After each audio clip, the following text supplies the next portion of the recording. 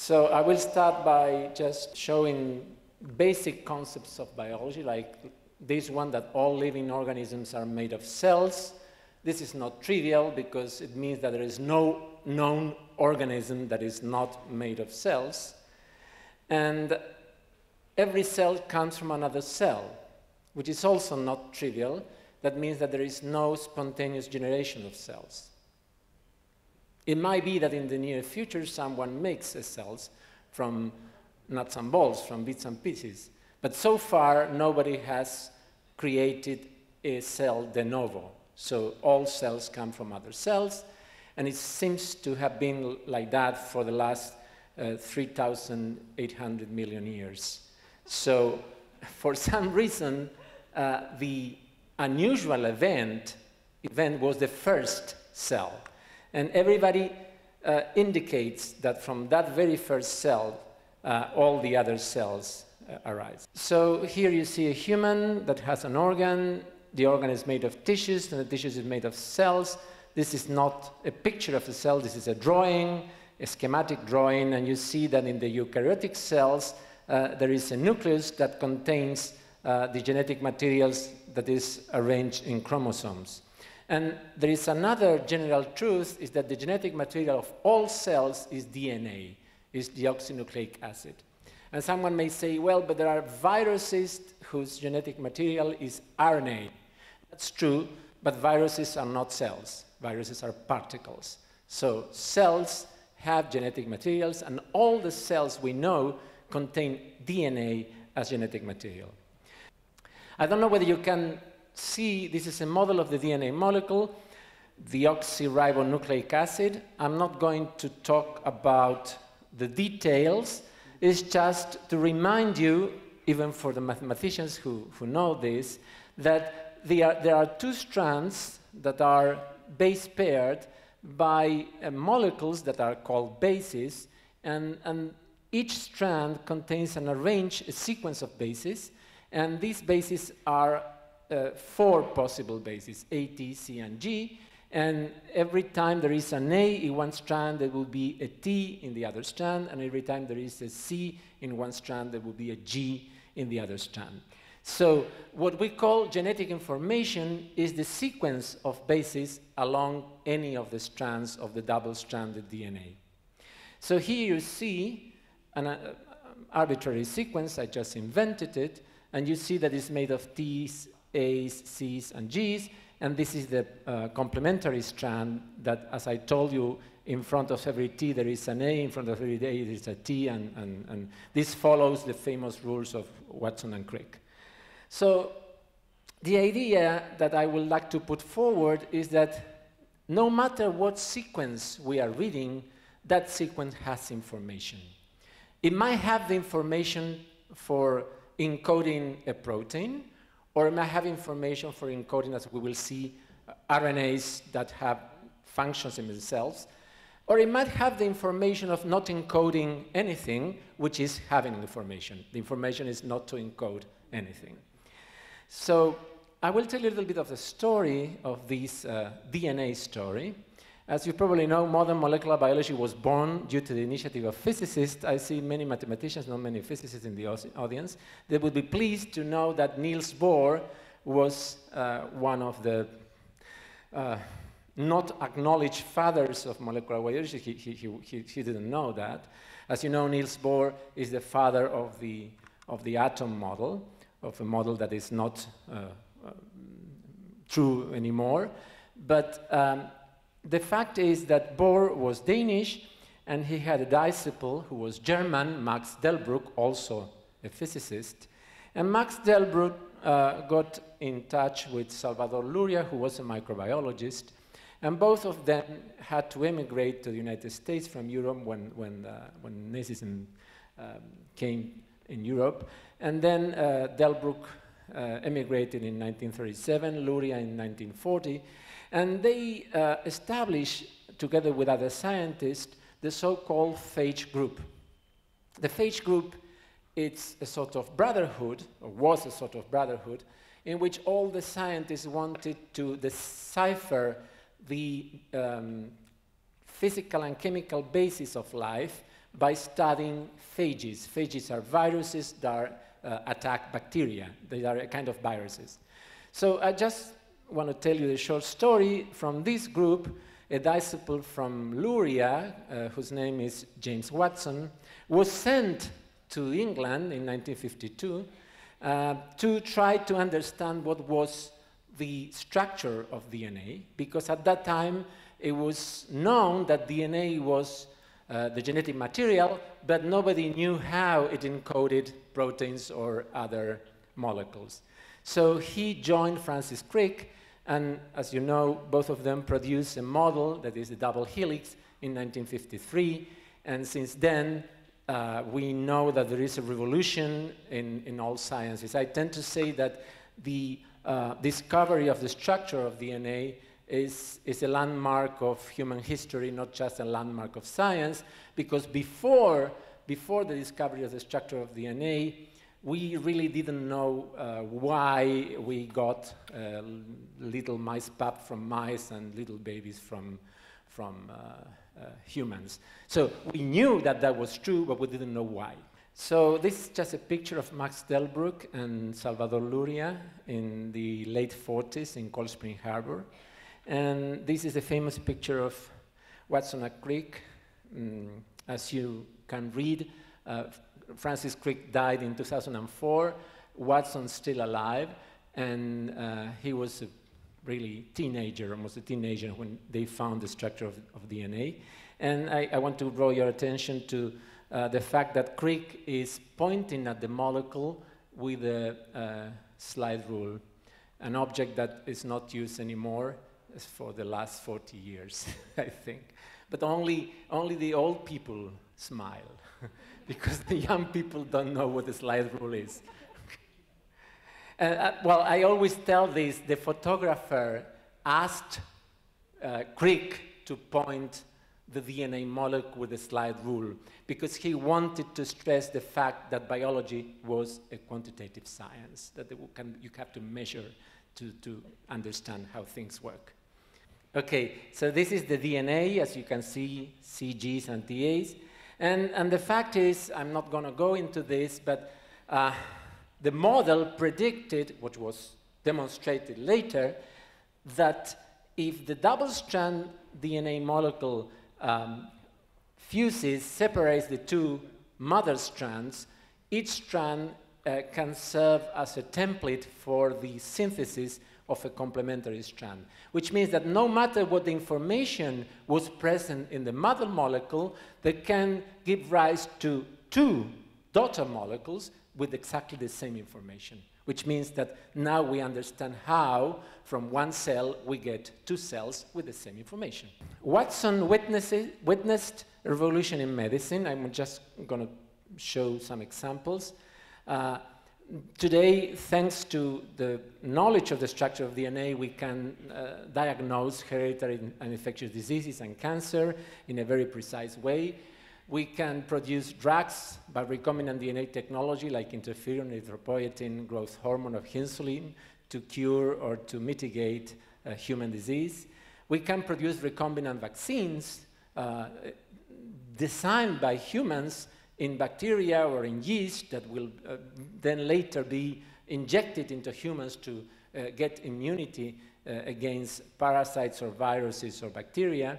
We can try to change genetic information in adult tissues in order to correct defects by gene therapy. We can create transgenic animals like the ones Lino was involved in. And we have the illusion of a tailored medicine in which I'm not very convinced of this, but there is some indication that in the future you will be able to design drugs for particular people who have a particular genetic information that makes them either susceptible or resistant to those drugs. And of course, there are monoclonal antibodies produced by genetic engineering that are powerful tools to cure disease, and forensic medicine and identity and paternity tests. So I could go on with all these, and also the influence in industrial economy by the recombinant DNA technology, but I don't have time to do that. So going back to biology, in eukaryotes, DNA is found in the chromosomes. And here you see, this is not a drawing, this is a picture of two human chromosomes. This is the X chromosome, this is the Y chromosome. As you know, males, we have one X and one Y, and females have two X chromosomes, and among other chromosomes, of course. And in this picture, we see something that we are not looking at the DNA molecule. The DNA molecule is super coiled inside these arms of the chromosome. And the way in which it's super coiled, you see, for instance, if the width of the chromosome is about 1400 nanometers, then this is in fact a strand that is being coiled, super coiled.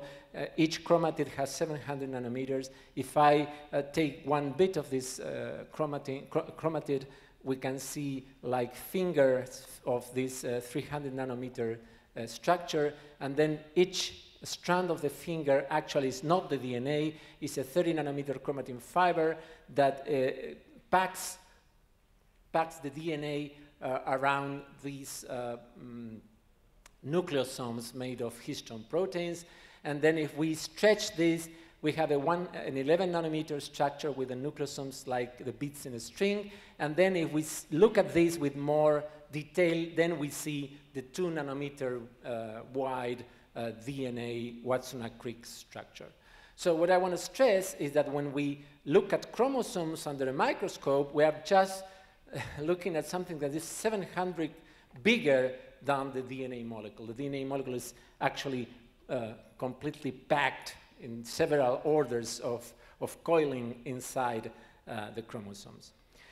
So going back to the sequence, when in 2001 the human genome was sequenced, what was in fact done, it was finding the exact sequence of 24 different chromosomes. We have humans 22 autosomes, one X chromosome and one Y chromosome. It was experimentally determined the order of 3,000 million base pairs or nucleotides, and the confirmation that 70% of our genome are intergenic regions, are not genes, and only 30% of our genome are genes, and the realization that we have only 23,000 genes, 25,000 genes, which is actually much lower than we had foresaw before. We really thought that we have about 100,000 genes, and it was a big shock to realize that the number of genes in our cells was smaller than thought before. And also, a very key aspect is that if we look at the sequence variability among different humans, the actual intraspecific variability is about 0.037%, 0.04%. It's actually about 4 every 10,000 bases that differ in regions that are not subjected to natural selection among humans. And since Lino mentioned chimpanzees, I must tell you that this intraspecific variability is 4 times higher in chimpanzees. Chimpanzees are 4 times more different among them than we are among us. And the reason for that is because the chimpanzee species is 5 million years old, and it had more time to incorporate mutations that are not selected by natural selection, while we, as a species, are only 200,000 years old, and we had very little time to incorporate mutations that make us different, so we are a very homogeneous species because we are a young species. So this is the only slide in Spanish. I was not able to, well, I was lazy to make a new one in English, because usually what I do is to give specific talks in Spanish with slides in English. And this is the first time I'm giving a general talk in English, which usually my slides are in Spanish. So this is the only one that I kept in Spanish. And it says, it's called the genetic flow, or central dogma of molecular biology, whatever that dogma means or meant in the 60s. And it tells us that DNA replicates or duplicates in order to generate the same information that is split into the 2 daughter cells. But there are segments of DNA that within the life of the cell are transcribed into RNA molecules, and some RNA molecules that are called messenger RNA molecules are translated into protein by the ribosomes in the cytoplasm. And this flow is irreversible because translation is irreversible, although the transcription step can be reversible because there are enzymes that are able to copy RNA sequences and make DNA sequences. These are the retrotranscriptases, and they are very well known in viruses like the HIV virus and other retroviruses, but they are present in our cells even if they are not infected by viruses. So we are entering in the area in which I wanted to talk about the title of my talk in terms of alternative splicing, but for that I have to explain first that if this is the DNA contained in a human chromosome, the genes, as you saw in my previous slide, are not one by the other. There is plenty of DNA that is not genes, that are intergenic regions. And here we see a gene that will be transcribed by specific enzymes to generate a RNA, ribonucleic acid. This RNA nucleic acid will be translated into the ribosomes to generate the proteins, and most of the functions in the cell are performed by proteins. So the main products of genes are proteins, and these are just pictures to see that they come in many different flavors. They are globular, big, small, elongated. Some of them interact with DNA, interact among them. Well, this is a huge universe. The colors are all fiction because it's just, the proteins have no colors. But the new concept, well, it's not that new, but it's probably important for all of us if we want to start to speak the same language, the genes not only encode proteins. And this is becoming more and more important. I just brought some examples of the fact that genes not only encode proteins.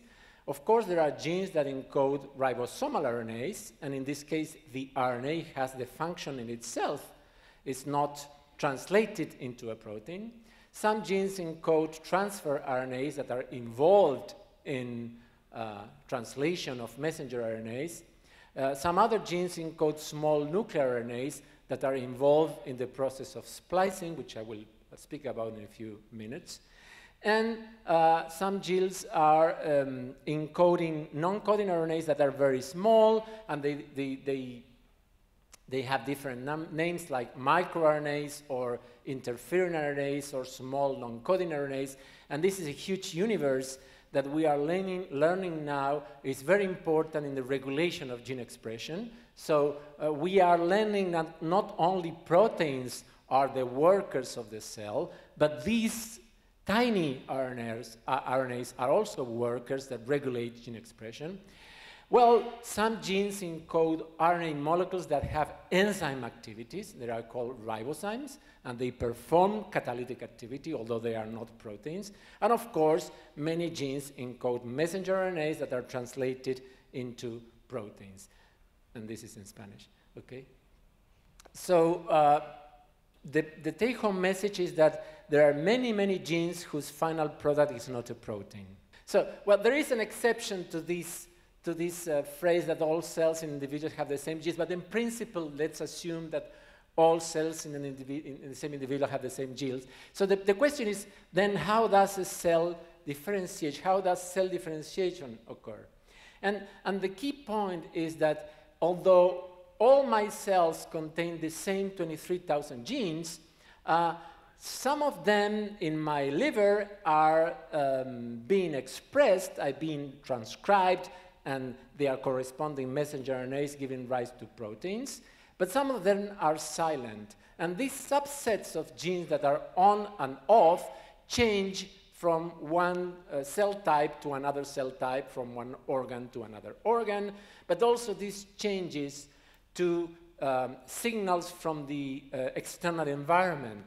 So I always say the same stupid thing. During my talk, you are going to remember some things tomorrow. And if you're going to remember some things tomorrow, it's because during the talk, because of a visual or auditive or whatever signal from the outside, some of the genes in your brain will be on while they were not on before, and some of the other ones will be turned off while they were on before. So this turning on and off of genes not only changes from one cell type to another cell type, but also it changes by stimuli from the external environment. So you can see here just an example of what we mean when we say that the gene is off and that the gene is on. This gene is on because it makes many RNA molecules that are translated in many protein molecules. And this gene is off, or it's not highly expressed, because it makes not many copies of the gene sequence at the RNA level, which turns out to produce very little protein in terms of quantity. So what is turning on and off genes?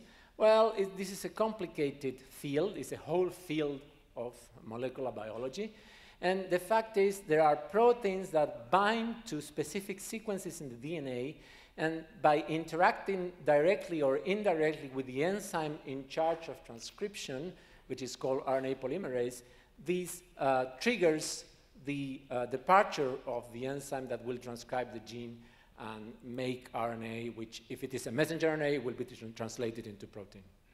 So if this is a gene, actually in our cells, in eukaryotic cells, each gene is made up of segments that are called exons and other segments that are called introns. And when the RNA polymerase, the enzyme that makes RNA, transcribe the gene, it makes an RNA molecule that contains both exons and introns. And then there is a process that takes place in the nucleus that is called splicing. It's a biochemical process with many enzymes involved that chops the introns and ligates the exons together. And then the mature messenger RNA gets out of the nucleus, goes to the cytoplasm, finds the ribosome, and is translated to make the protein. But the fact is, each gene is longer than the corresponding messenger, because the corresponding messenger is only made of exons, while each gene is made of exons and introns. So a big question is what's the adaptive value of introns? This is a biological way of saying what are they for. Because in biology you never use the preposition for, because we know that they were not designed for that. Okay? So there is an understatement that when we say what are they for, in biology we think what is the adaptive value of this, why they were kept in evolution and not just discarded. And the fact is, one of the main adaptive values or function of introns is the fact that the splicing process can take place in two different flavors. For instance, after transcription, the same RNA can be spliced in two different ways. In one way, this exon in the middle is included into the mature messenger, and in the other way, this exon in the middle is excluded from the mature messenger. So that after translation will give rise, it gave rise to two different messenger RNA variants. It will rise to two different protein variants. And the fact is that a single gene can give rise not only to 2, but to 3, 4, 5, 10 different proteins, and each protein have a different function. So this increases the coding potential of our genome, because we have 23,000 genes, but as you will see, we can have many more proteins. So the theory that one gene encodes one protein has to be replaced by the fact that one gene encodes many proteins. This was discovered in the mid-80s, but the fact is that the mid-80s we thought it was just a rarity affecting a dozen of genes, and now we know that 90% of our genes express themselves through alternative splicing, so 90% of our genes can produce, each one of them, many, many different proteins. So alternative splicing seems to be the cause of the great complexity of vertebrates. We are vertebrates. So here you see a kind of worm. It's called Caenorhabditis elegans, or Caenorhabditis elegans. It's a microscopic invertebrate, 1 millimeter long, formed by 1,000 cells. And each cell contains 19,000 genes. But as you saw this picture many times, here we have another species, Homo sapiens sapiens. It's a macroscopic vertebrate, It's about 2 meters long, and it's composed to 10 to the 13 cells. But each cell contains 23,000 genes. So there is a difference in complexity, but the fact is that difference in complexity cannot be explained by a higher number of genes. So we are not more complex because our cells have more genes, because 19,000, 23,000 is not a big difference. But we are more complex because of other things. Among them, a key point is alternative splicing. While in the worm, 19,000 genes can give rise to 25,000 proteins, in humans or other vertebrates, 23,000 genes can give rise to probably more than 100,000 proteins. So now our genes can encode many more protein variants than the worm genes.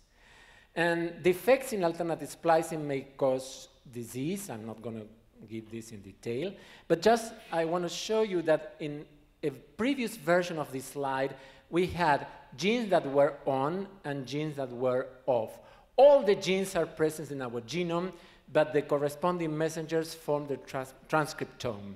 But now we have to think about not only which genes are on and which genes are off, but among those that are on, how many protein variants they can produce. Because this will make the difference between a neuron and a glial cell, or a neuron after learning something, or a liver after drinking alcohol. So each cell can not only change the on and off of genes, but also change the alternative splicing of those genes that are on. And there is an extreme case, this is just for illustration. There is a gene in the fly, in Drosophila melanogaster, that is able to encode 38,000 different proteins. One single gene is able to encode 38,000 different proteins. And this poses a philosophical problem, because the number of proteins this gene is able to encode is larger, is higher than the number of genes the Drosophila has. So Drosophila has about 18,000 genes. So one single gene is able to produce many, many, many more proteins than the number of genes the fly has. So among many things, one of the contributions of our lab to the understanding of how alternative splicing is regulated, and I'm going to finish soon, is that we found that the speed at which transcription goes can regulate the inclusion or exclusion of alternative exons into the mature messenger. And the reason is that this alternative exon is alternative because it has weak splicing sites that have to compete with strong splicing sites. So if transcription is fast, then the stronger site competes the weaker site, and this leads to exclusion. But if transcription is slow, or if there is an internal stop, this would give the opportunity for the weak side to be used without any competition from the stronger side. So when transcription goes on, then the second intron will be excised, and this will get to higher inclusion levels. So we found that controlling the speed of transcription, we can control the outcome of alternative splicing. And the last few slides is just to show you that the chromatin, this is the organization of the DNA in nucleosomes, also has importance in controlling splicing.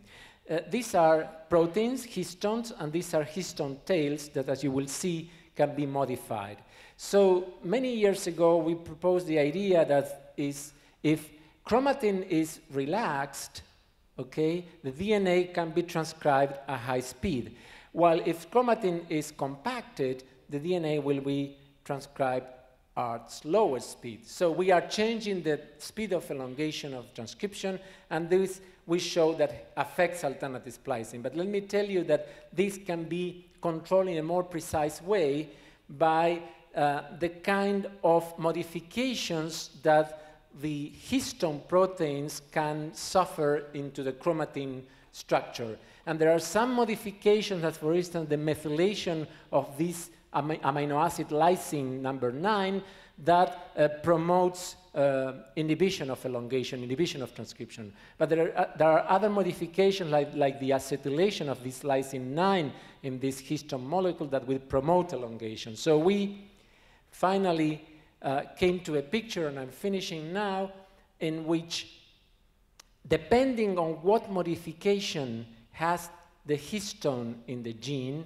it will achieve a more relaxed or a more compact structure. And if the structure is relaxed, Pol2 will go fast, the polymerase will go fast, and this will lead to exon exclusion from the mature messenger. And if, on the contrary, the modification of the histone makes the chromatin more compact, this will lead to exon inclusion. So I don't want to keep you longer. I will stop here. I just wanted to tell you that what matters, perhaps the take-home message, is not genes not only encode proteins, they encode other RNAs that are important for gene regulation, and that those genes that encode proteins can encode many proteins by this process of alternative splicing. That is not a stochastic process. It has been selected by evolution, and it can be controlled by very fine-tuning specific mechanisms, like the ones I described to you as about the elongation speed of the enzyme that makes RNA, and also the particular compact or less compact chromatin structure.